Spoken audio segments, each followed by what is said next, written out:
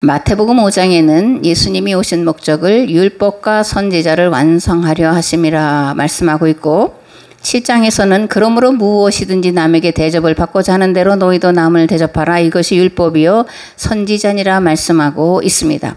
누가복음 22장에 보면 예수님께서 마지막 유월절 잔치 자리에서 제자들에게 포도주를 나눠주시면서 이 잔은 내 피로 세우는 새 언약이니 곧 너희를 위하여 붓는 것이라 말씀하셨고, 요한복음 13장에 보면 새 계명을 너에게 주노니 서로 사랑하라, 내가 너희를 사랑한 것 같이 너희도 서로 사랑하라 라고 제자들에게 말씀하셨는데, 이것을 다 통합하면 율법과 선지자들의 말씀에 들어있는 가장 큰 정신, 가장 큰 가치는 서로 사랑하는 것이요, 사랑하는 것이란 내가 받고자 하는 것을 먼저 베푸는 것이다 라는 것을 알 수 있습니다. 아멘.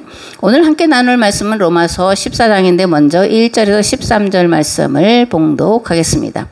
믿음이 연약한 자를 너희가 받되 그의 의견을 비판하지 말라. 어떤 사람은 모든 것을 먹을 만한 믿음이 있고 믿음이 연약한 자는 채소만 먹느니라. 먹는 자는 먹지 않는 자를 업신여기지 말고 먹지 않는 자는 먹는 자를 비판하지 말라. 이는 하나님이 그를 받으셨습니다. 남의 하인을 비판하는 너는 누구냐? 그가 서 있는 것이나 넘어지는 것이 자기 주인에게 있음에 그가 세움을 받으리니 이는 그를 세우시는 권능이 주께 있음이라. 어떤 사람은 이 날을 저 날보다 낮게 여기고 어떤 사람은 모든 날을 같게 여기나니 각각 자기 마음으로 확정할지니라.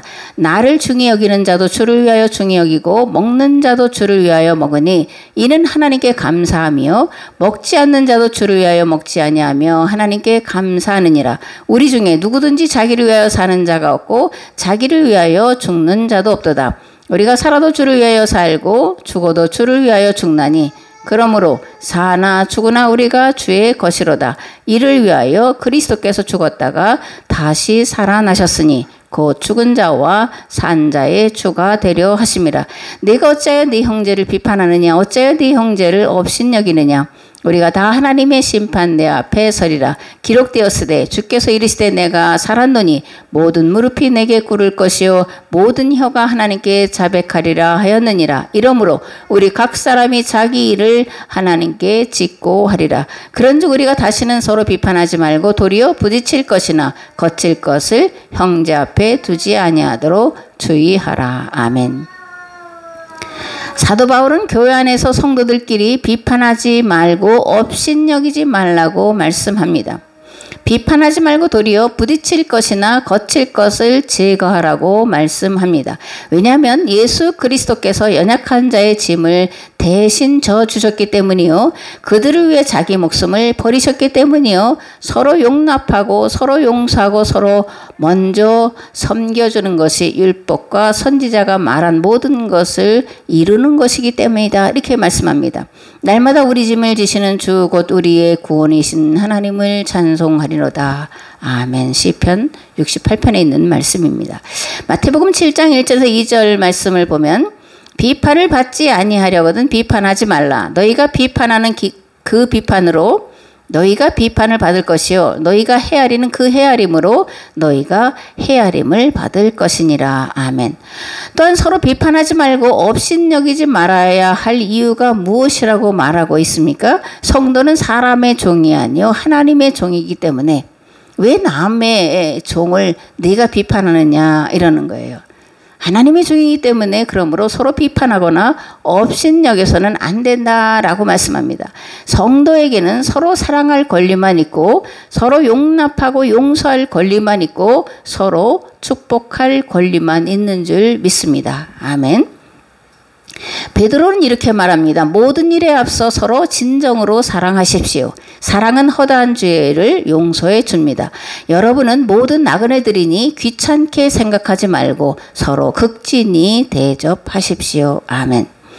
무엇보다 형제를 비판하지 말아야 하고 업신여기지 말아야 할 이유는 다 같이 하나님의 심판대 앞에 설 것이기 때문이라는 겁니다.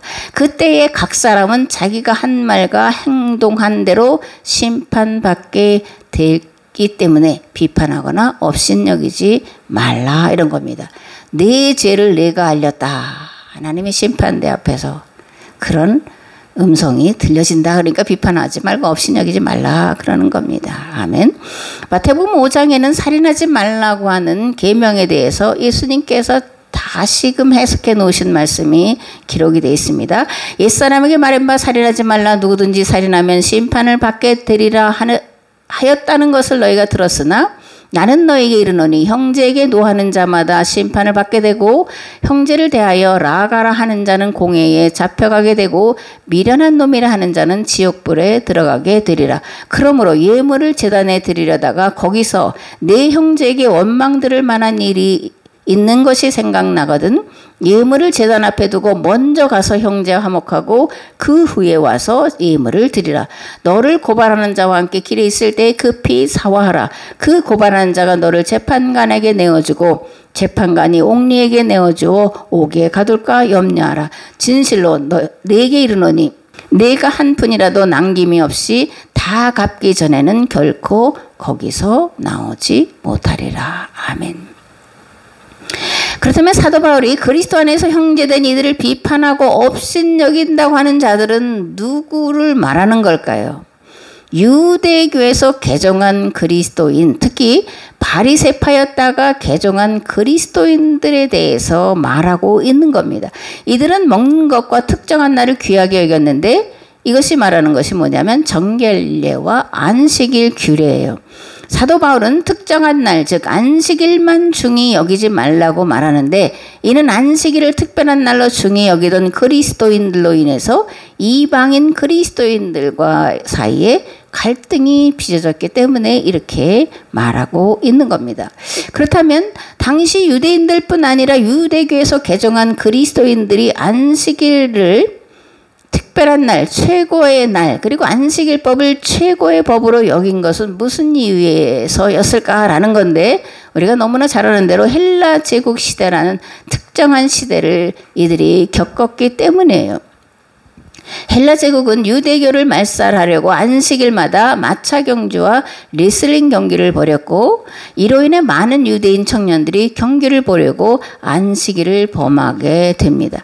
그래서 바리새인 율법 학자들은 10계명 중 안식일법을 가장 큰 계명이라 정하고 안식일을 지키면 모든 율법을 다 지키는 것이라고 강조하여 가르쳤고 안식일 준수를 위해서 다양한 시행 규칙을 만들어 놓고 지키도록 했습니다. 그리고 이방인과 교제를 금하게 하기 위해 음식 규례와 정결례 그리고 할례법을 강화했는데 안식일법 이후에 유대계에서 강조한 것은 뭐냐면 할례예요.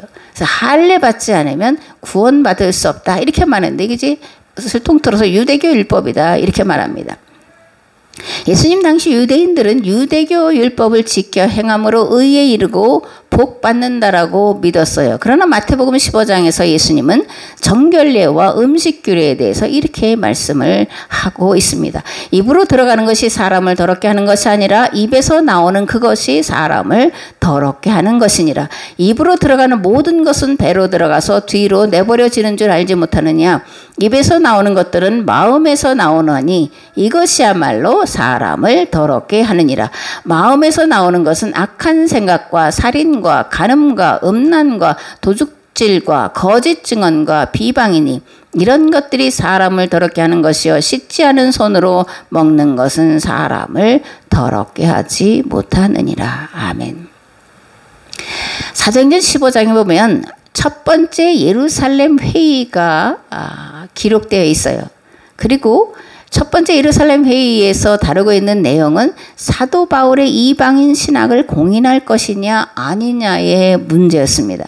사도 바울의 이방인 신학의 핵심 주제는 무엇이었냐면 구원받기 위해 이방인들도 할례를 받아야 하느냐, 정결례를 지켜야 하느냐, 유대교 율법 조항을 따르는 안식일 교리를 지켜야 하느냐 아니냐의 문제가 이방인 신학의 핵심 주제였는데 이에 대해서 베드로가 먼저 이렇게 말을 합니다. 베드로가 일어나 말하되 형제들아 너희도 알거니와 하나님이 이방인들로 내 입에서 복음의 말씀을 들어 믿게 하시려고 오래전부터 너희 가운데서 나를 택하시고 또 마음을 아시는 하나님이 우리에게와 같이 그들에게도 성령을 주어 증언하시고 믿음으로 그들의 마음을 깨끗이 하사 그들이나 우리나 차별하지 아니하셨느니라. 그런데 지금 너희가 어찌하여 하나님을 시험하여 우리 조상과 우리도 능히 매지 못하던 멍에를 제자들의 목에 두려느냐. 그러나 우리는 그들이 우리와 동일하게 주 예수의 은혜로 구원받는 줄을 믿노라 하니라. 아멘.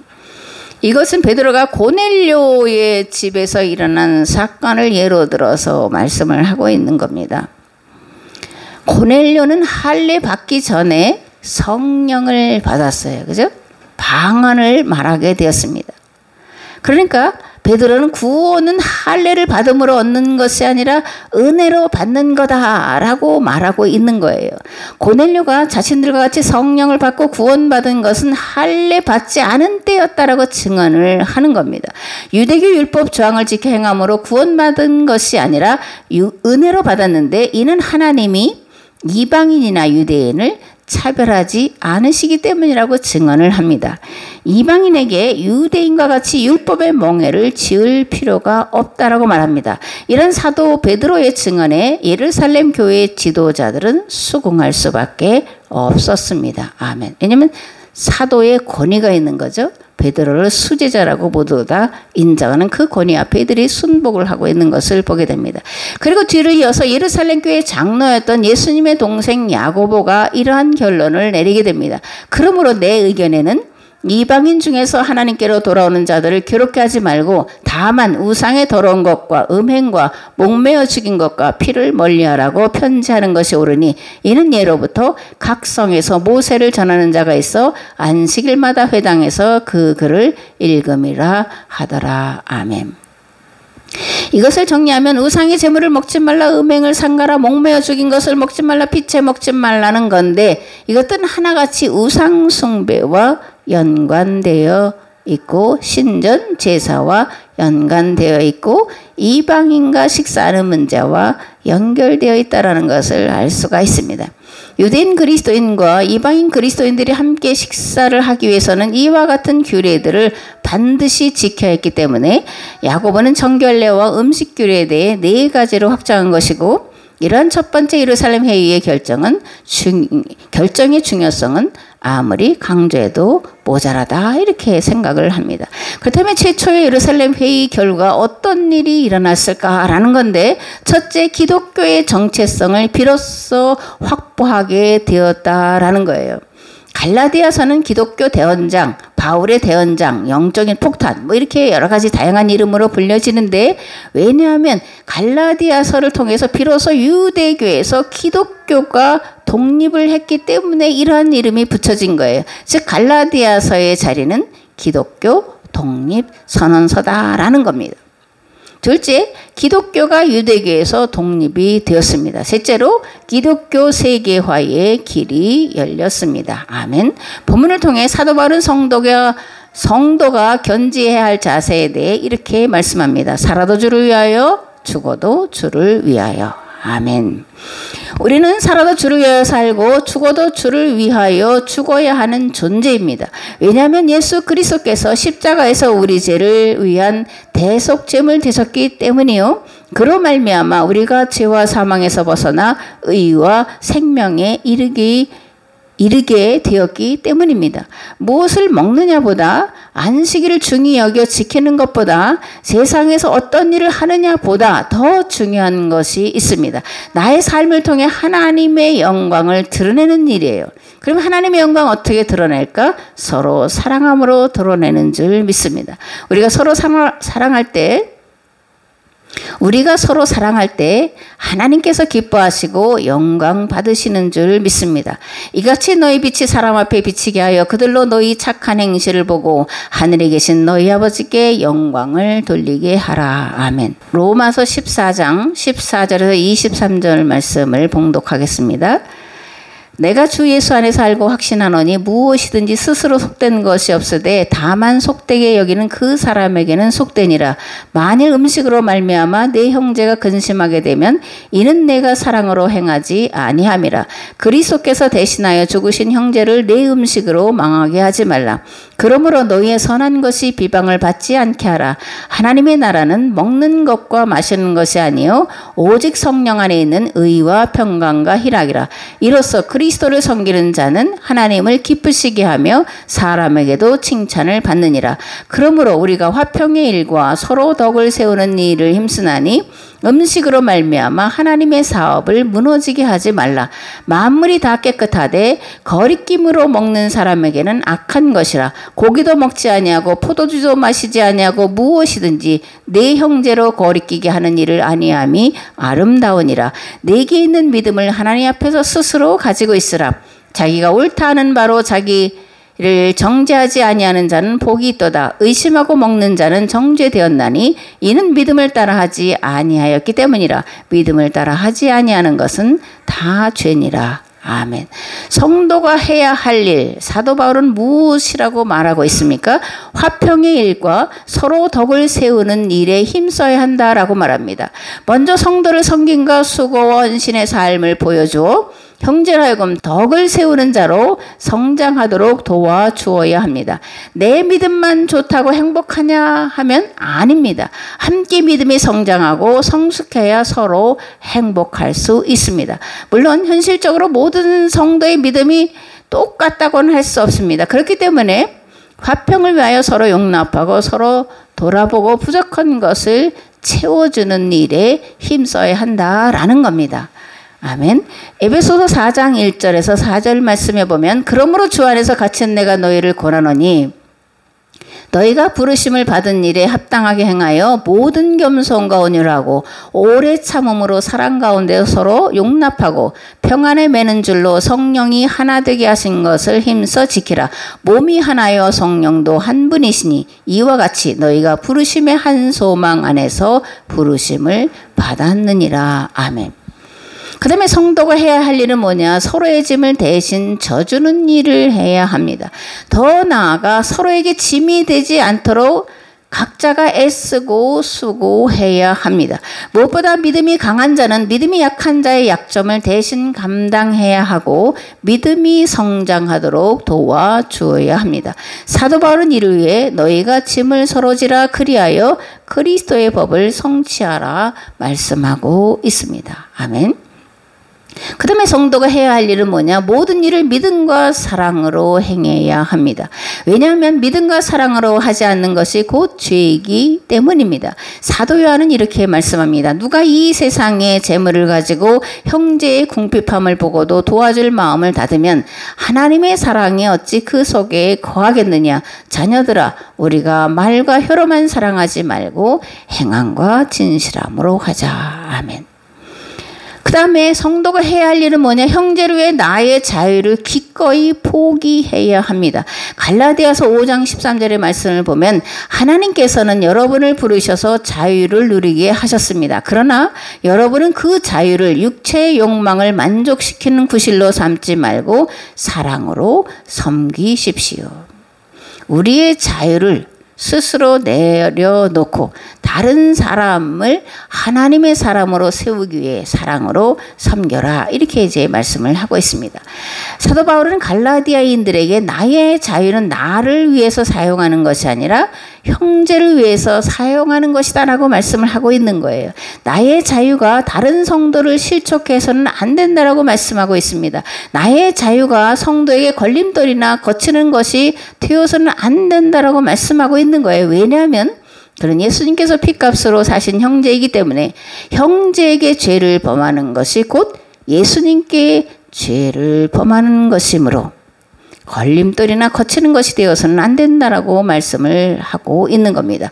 반드시 우리가 기억해야 할 것이 있는데 그것이 뭐냐 하면 무엇을 하든지 사랑으로 하지 않는 것이 죄라는 것을 기억해야 합니다. 사랑하지 않는 것은 새 계명을 범하는 것이기 때문에 서로 사랑 안에서 섬기고 나누고 해야 된다라는 겁니다. 아멘. 그렇다면 성도가 하지 말아야 할 일은 무엇일까라는 건데 서로 근심하게 해서는 안 됩니다. 서로 실족해 해서도 안 돼요. 걸려 넘어지게 해서 안 되고 도리어 걸려 넘어지게 하는 장애물들을 치워 버려야 합니다. 예수님은 형제를 실족해 하는 자에게 차라리 연자맷돌을 치고 바다에 빠져 죽는 것이 낫다라고 말씀을 하셨고, 사도 바울은 고린도전서에서 먹는 문제로 인해 형제 자매에게 죄 짓게 된다면 평생 고기를 먹지 않겠다 이렇게 선언을 하고 있음을 보게 됩니다. 고린도전서 8장 8절에서 13절 말씀입니다. 음식은 우리를 하나님 앞에 세우지 못하나니 우리가 먹지 않는다고 해서 더 못 사는 것도 아니고 먹는다고 해서 더 잘 사는 것도 아니니라. 그런즉 너희의 자유가 믿음이 약한 자들에게 걸려 넘어지게 하는 것이 되지 않도록 조심하라. 지식 있는 내가 우상의 집에 앉아 먹는 것을 누구든지 보면 그 믿음이 약한 자들의 양심이 담력을 얻어 우상의 재물을 먹게 되지 않겠느냐. 그러면 내 지식으로 그 믿음이 약한 자가 멸망하나니 그는 그리스도께서 위하여 죽으신 형제라. 이같이 너희가 형제에게 죄를 지어 그 약한 양심을 상하게 하는 것이 곧 그리스도에게 죄를 짓는 것이니라. 그러므로 만일 음식이 내 형제를 실족하게 한다면 나는 영원히 고기를 먹지 아니하여 내 형제를 실족하지 않게 하리라. 아멘. 마지막으로 사도 바울은 하나님 나라는 어떤 나라냐라고 말하는데, 하나님 나라는 먹는 것과 마시는 것이 아니라 오직 성령 안에 있는 의와 평강과 희락이다라고 말씀을 합니다. 아멘. 그렇다면 성령 안에 있는 의란 무엇을 말하는 것일까?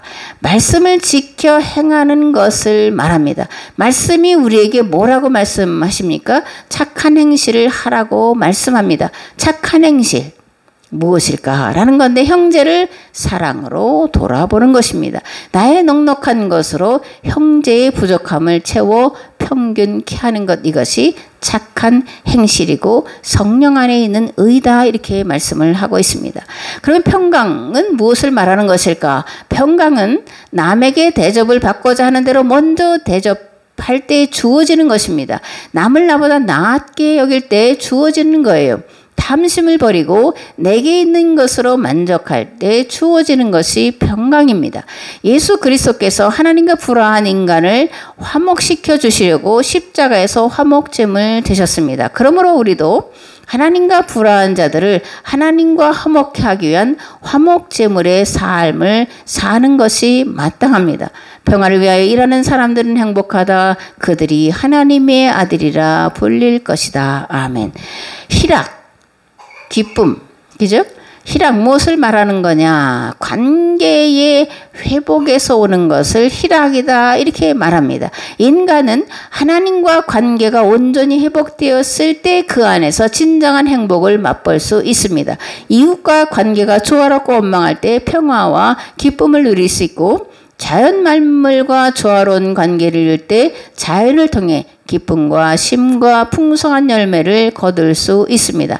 갈라디아서 5장 22절에서 23절 말씀을 보겠습니다. 오직 성령의 열매는 사랑과 희락과 화평과 오래 참음과 자비와 양선과 충성과 온유와 절제니 이 같은 것을 금지할 법이 없느니라. 아멘.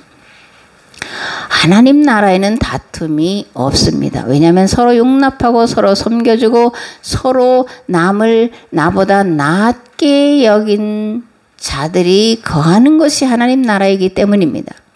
아멘.